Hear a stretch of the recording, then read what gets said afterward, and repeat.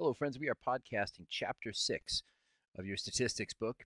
We've already had a class on this, but I want to go through some of the big ideas. We're talking about experiments in the real world. These are the big ideas that I want you to get from the chapter, but I also want to go through some details, things that are going to come up on the tests, and I want to make sure you're solid with your vocabulary, because if you understand the question, you're going to be way ahead of the game. In the reading, there's a number of words that come up that we've already hit that you should know what they are. And I want to just review as you read. It says probability samples are a big idea. Uh, so probability samples is just the method we use to get a sample from a population that is of the same makeup. And we did that by using random samples. In other words, we gave everybody a number, randomly picked numbers, and we would have some sampling variability, which would be accounted for by a margin of error. But as best we can, we want to take a sample that is representative of the whole population. Randomized comparative experiments, it says here. This is simply the design we've been talking about for a couple chapters. Last class we talked about fish. We randomly assign some fish to get food A and other fish to get food B. Then we weigh them. So this is just a randomized comparative experiment. I'm comparing two foods. I could compare a medicine against a placebo. We talked about that as well. This is an example from page 86 in your book where we just had this simple diagram of how the experiment was conducted. So this was measuring a treatment against a placebo. We had random assignment of, you can see, 152 patients in group 1, 147. These people, we're going to learn in this chapter, are going to be blind. The people that measure the pain episodes are going to be blind. And then at the end, someone will compare all those results.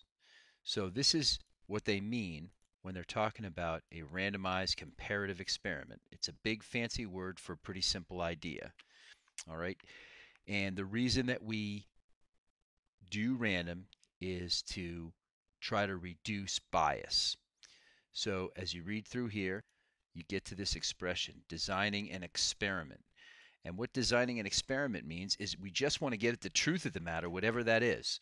So things we do are take random samples to get our sample to look like the population. We randomly assign people to groups to try and keep all the groups that we're comparing as similar as possible. We try to, whatever the experiment is, whether it's a survey asking questions or an experiment with pain medication, we want to keep everything the same. And that's sort of the punchline right down here in this paragraph is the logic of a randomized comparative experiment, that's just the simple experiments we're talking about, assumes that all subjects are treated alike except for the treatment. So we've been saying this in class a lot. We keep everything the same to reduce those lurking variables that we talked about. So everybody gets the same exact everything except the treatment. That's the only difference. And then when we measure, if there is a statistically significant amount of difference between the two treatments, we can assume that the reason for the difference is the treatment. So that's the logic of a randomized comparative experiment. On page 102 in your book, you got a couple of examples here of why we randomize. In this one, they're trying to compare breakfast cereal, and they're using to do with nutrition, and they're going to use rats, and they're going to measure the growth. But it turned out that the rats in the upper cages grow a bit faster than the rats in the bottom cages.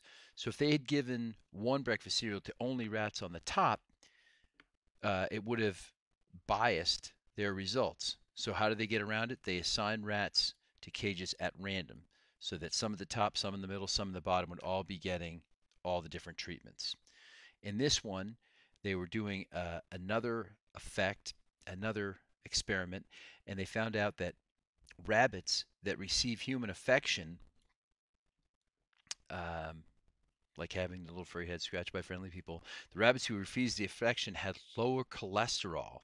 So if you're using rabbits, any kind of animals in an experiment, you have to make sure that they're all treated the same, same food, same conditions, same amount of light, same everything except for the treatment you're studying. We'll pick up in the next podcast.